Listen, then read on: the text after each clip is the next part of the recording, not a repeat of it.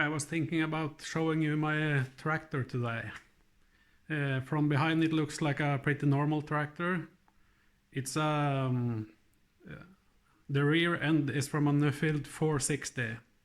It's a medium-sized British tractor from the 60s. It was a 4-cylinder, 60 horsepower tractor with a 5-speed transmission. And at the time it was a good and reliable tractor. Many of these were sold in Norway and many other places, especially in England, I think. And as you can see, there's not a 4-cylinder here. This is Perkins V8. I believe it's 510 cubic inches or 530 cubic inches. Almost 8.4 liter or 8.8 liter, I'm not sure. The engine is from an old Leyland tractor, and I don't know what year it was, but a friend of mine gave this engine to me because he made a trailer of that old truck. So I put some job into this tractor and fitted the V8 to the old Nuffield rear end. And the steering is orbital steering, so it's 100% oil assisted, and you have a steering cylinder there. It's a little bit big, but it does the job. The disadvantage with this big cylinder is you have to turn the steering wheel way too much, so I'll probably change it to a smaller cylinder sometime. But this is an old project. I started it in 2006 when I was working at a workshop where we repaired trucks. But the employer was very nice, and I could do some of the job in the working hours, so that's not too bad. The cylinder is from old Toyota truck, and the orbital steering is from Dronningborg harvester, and the fuel tank is an old oil tank, and the front axle is not from the Nuffield. It's a mix of something. The wheels, the hubs, the brakes, and some of the axle is from a small Mercedes bus.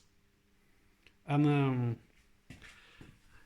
the rest of the axle is from an old Volvo tractor called T31.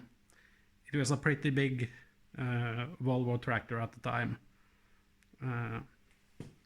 The Volvo axle didn't have any spindles when I found it, so I had to do something, and then I used the Mercedes spindles to finish it off. And the radiator is from a Volvo wheel loader. 840 is what it's called, and it cools the engine very well. It has never been hot. And I have this homemade V8 emblem made of some washers and some piece of metal, and this is from curtain rod.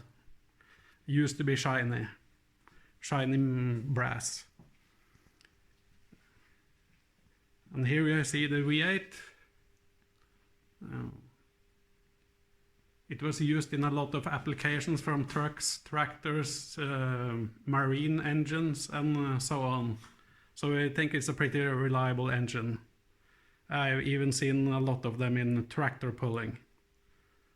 And this tractor was made just for fun at the beginning, but I've used it for on this snowblower.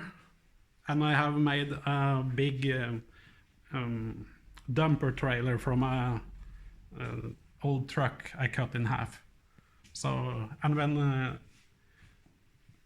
when the dumper trailer is full, it has something to pull, and it's doing a great job. It's not very hard for that engine to pull a big dumper trailer.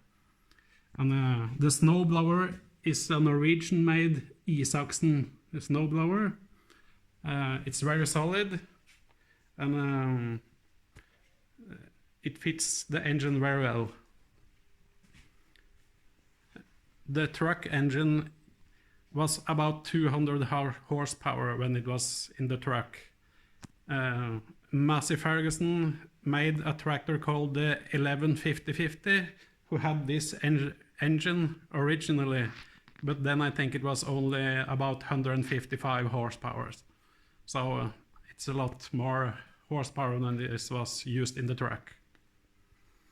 And the covers I made myself, but I don't have an English wheel, so it's not perfect in any way, but it was made in a hurry because I had to use the tractor when I was doing some work on my house and things like that. People probably wonder what Råtass means. That's what I call the tractor, and it's extreme, and it's a V8. Råtass means a raw little creature or something. It's not easy to translate, but it's something like that. And as I told earlier, it's powered by Perkins, which made the engine. And if you see this sticker here, I got them made for me. I use it on everything I make. And Galtengods Mechanical Verksted means Galtengods Mechanical Workshop. And Åsa is where I live in Norway.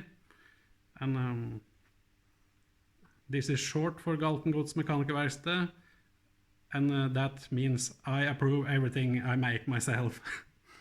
And I think that's just as good as CE and tube approval.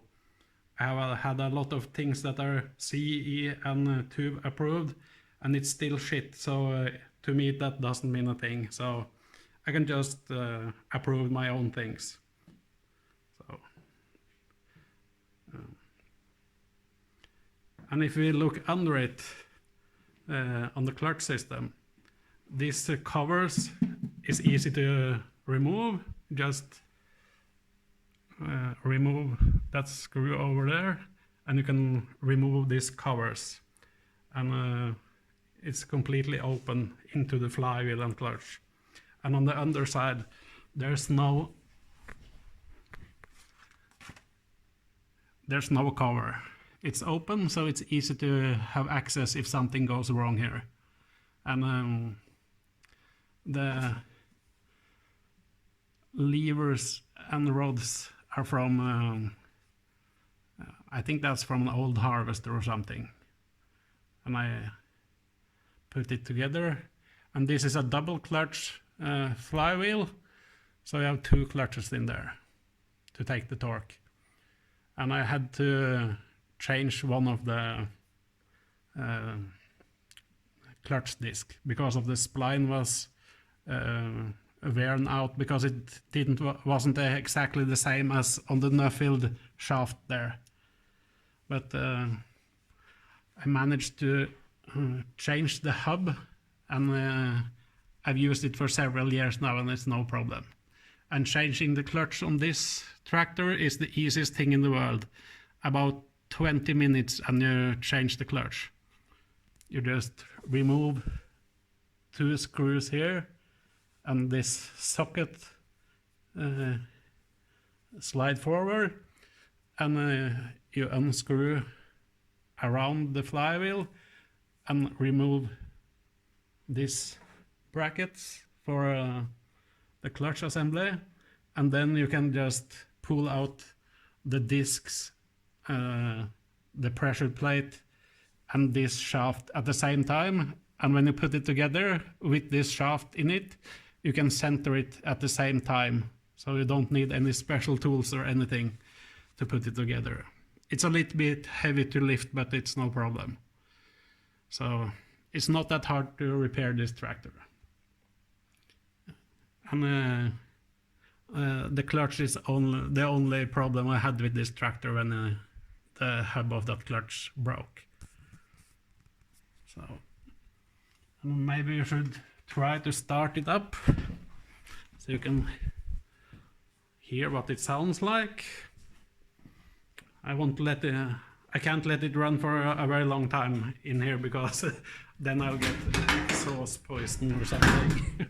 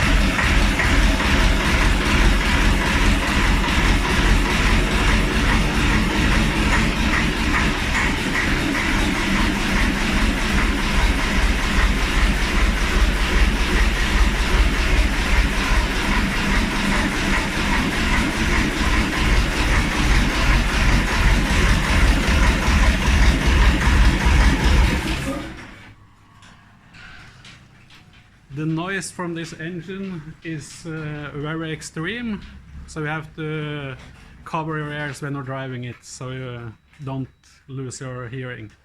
And the exhaust noise is very low, so it's only the mechanical noise from the engine that's so loud on this engine. I don't know why it's so loud because I've never heard an engine with this noise before. But as long as it's working and has done that for many years, I don't think there's anything wrong with it. The oil pressure is okay, and I have changed oil a few times on it, so it should be good to go for another year. And if you pay attention when I've been filming around, you see I have some other projects around here. This is a rotary engine made from Java cylinders and cylinder heads for a speedway bike. So it's a 4-valve cylinder head, 3 of them. And it's a prototype I'm making to see if I can improve efficiency on an engine. It has to do with a crankshaft system I designed, trying to make it more efficient. And it's starting and running, but there's a lot of testing left to do. But it seemed very powerful so far, so I think it's very interesting. So I have to put on a transmission and things like that, so I can put it on a dyno and see if my calculations is correct and that it's has improved efficiency. I will make another film and a project of that later on to put on YouTube. But everything can't be shown because of patent things and things like that. And if you see here, there's another strange thing. That's 2 Nissan diesel engines. It's called LD28, but now there's 2 of them joined together on a single oil sump.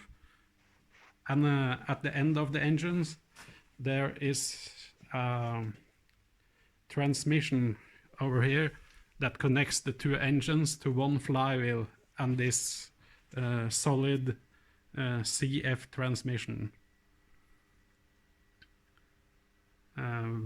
This is diesel engines, and the plan is to put on 2 Eaton compressors, superchargers.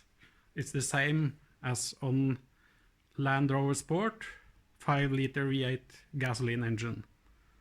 So if it's working like I'm hoping, it will be about 350 to 400 horsepower in this dual bank engine. It's 2 crankshafts on it, so it's a thing they used to do on the racing cars and things like that in the 20s and sometimes in the 30s, but I've never seen anyone done it with the Nissan engine, and especially not with a diesel engine. So that's a cool project, and I will make a video of that too later on. And here we have my motorcycle. It's a 1990 VMAX 1200, and it has an